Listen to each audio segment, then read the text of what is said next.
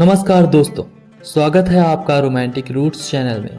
आज हम आपको लेकर चलेंगे एक दिव्य और आध्यात्मिक यात्रा पर, सुरकंडा देवी मंदिर। उत्तराखंड की पहाड़ियों में स्थित यह मंदिर न केवल धार्मिक दृष्टि से महत्वपूर्ण है, बल्कि प्राकृतिक सुंदरता से भी भरपूर है। तो चलिए शुरू करते हैं इस अद्भुत यात्रा की कहानी। देहरादून से सुरकंडा देवी मंदिर की यात्रा एक यादगार अनुभव है। रास्ते में हरे भरे जंगल, ऊंचे पहाड़ और ठंडी हवा मन को शांति देती है। लगभग 78 किलोमीटर की यह यात्रा मसूरी और धनौल्टी के रास्ते गुजरती है, जो पहले से ही अपने प्राकृतिक सौंदर्य के लिए मशहूर है। हर मोड़ पर आपको ऐसा लगेगा जैसे आप किसी दूसरी दुनिया में आ गए हैं।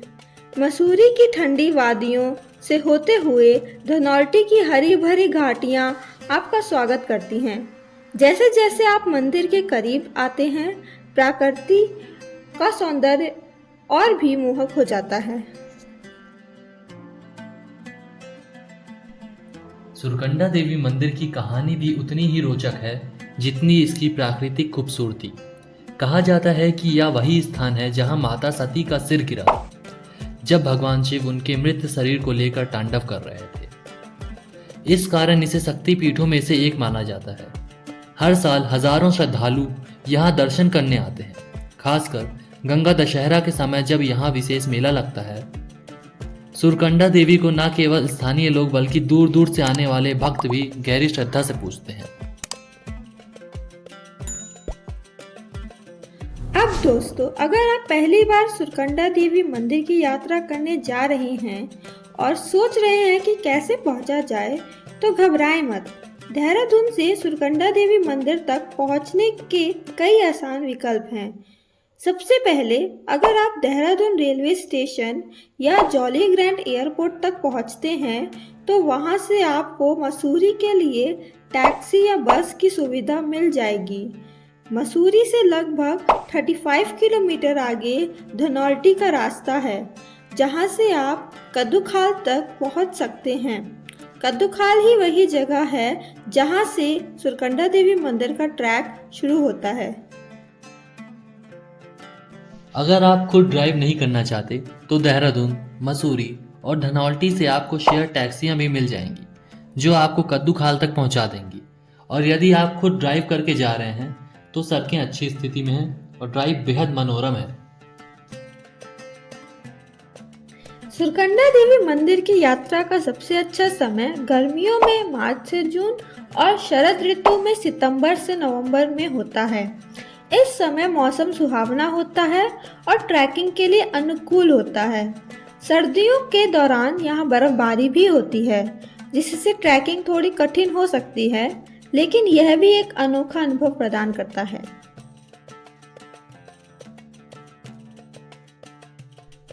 रास्ते में देखने लायक अन्य स्थान जैसे कि मसूरी। सुरकंडा देवी मंदिर की यात्रा करते समय मसूरी एक प्रमुख आकर्षण है। यहाँ आप केम्प्टी फॉल, गन हिल और कंपनी गार्डन जैसी जगहों का आनंद ले सकते हैं। मसूरी का मॉल रोड भी खरीदारी और घूमने के लिए प्रसिद्ध है। धनौल्टी एक शांत हिल स्टेशन है जहां से हिमालय की बर्फीली चोटियां नजर आती हैं। यहाँ का इको पार्क और आलू फार्म पर्यटकों के लिए बहुत लोकप्रिय है। कानाताल। धनौल्टी से आगे कानाताल का रास्ता है जो अपने कैंपिंग और ट्रैकिंग विकल्पों के लिए प्रसिद्ध है। यह जगह प्रकृति प्रेमियों के लिए स्वर्ग है। यहाँ की शांत और ठंडी हवाओं में बैठकर आप हिमालय की चोटियों का आनंद ले सकते हैं। टिहरी झील।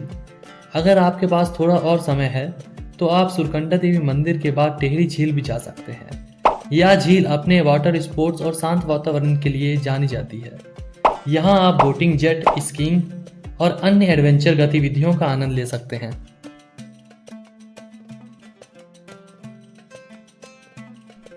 कद्दूखाल से मंदिर तक का ट्रैक लगभग 2 किलोमीटर लंबा है। इस ट्रैक पर चलते हुए आपको घने देवदार और बुरांस के पेड़ का सौंदर्य देखने को मिलेगा। रास्ते में आपको रंग बिरंगे फूल और पहाड़ी पक्षियों की चहचहाट सुनाई देगी।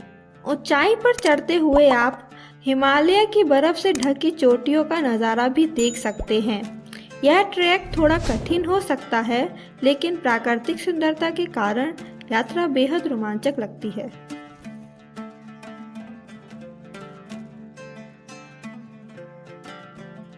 ट्रैकिंग के दौरान यदि आप आराम करना चाहें तो रास्ते में छोटे छोटे ढाबे और चाय की दुकानें मिल जाएंगी, जहां आप चाय, स्नैक्स और पानी ले सकते हैं।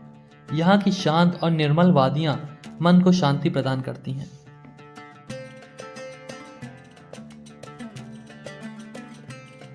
अगर आप ट्रैक करने में असमर्थ हैं या जल्दबाजी में हैं, तो आप उड़न खटोला यानी रोपवे का भी लाभ उठा सकते हैं। यह रोपवे आपको कुछ ही मिनट में मंदिर तक पहुंचाता है और रास्ते में आपको पहाड़ों की अद्भुत नज़ारे देखने को मिलते हैं। उड़न खटोला की सवारी एक अलग ही रोमांच देती है, खासकर उन लोगों के लिए जो पहाड़ों की सुंदरता का आनंद लेना चाहते हैं।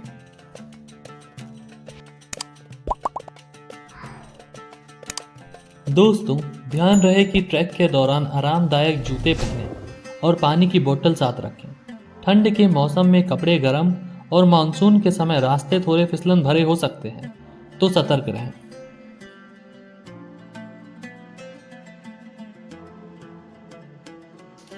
मंदिर की ऊंचाई पर पहुंचकर जो दृश्य दिखाई देता है वह हर किसी को मंत्रमुग्ध कर देता है। साफ मौसम में आपको हिमालय की बर्फीली चोटियों और चारों ओर फैली घाटियां दिखाई देती हैं। यहाँ आकर आपको ऐसा अनुभव होता है जैसे आप खुद को प्रकृति और भगवान के और करीब महसूस कर रहे हो।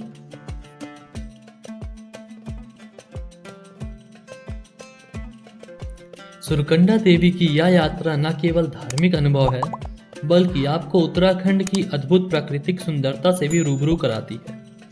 अगर आप भी शांति, आस्था और प्रकृति का अनोखा संगम का अनुभव करना चाहते हैं, तो सुरकंडा देवी मंदिर की यह यात्रा आपके लिए बिल्कुल सही है।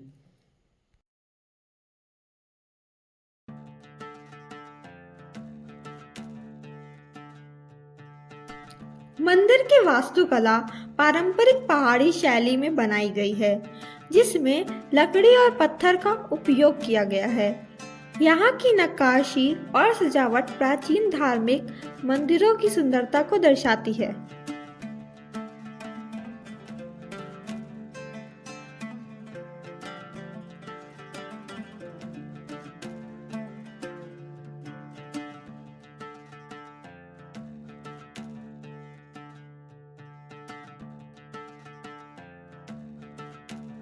सुरकंडा देवी मंदिर में देवी दुर्गा के रूप को पूजा जाता है और विशेष रूप से गंगा दशहरा के अवसर पर यहाँ भक्तों का भारी संख्या में आगमन होता है। भक्तों का मानना है कि यहाँ माँ सुरकंडा देवी की पूजा करने से सभी मनोकामनाएं पूर्ण होती हैं और जीवन में सुख समृद्धि आती है।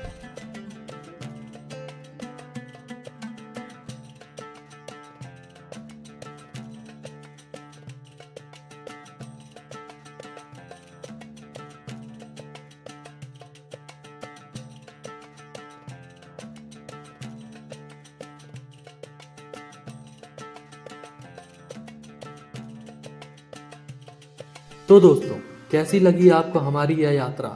अगर आपको यह वीडियो पसंद आया हो तो इसे लाइक और शेयर करें, और अगर आप हमारे चैनल पर नए हैं तो सब्सक्राइब करना ना भूलें, ताकि आप हमारे अगले रोमांचक सफ़र का हिस्सा बन सकें। मिलते हैं फिर एक नई जगह, एक नई कहानी के साथ। धन्यवाद। जय माता दी।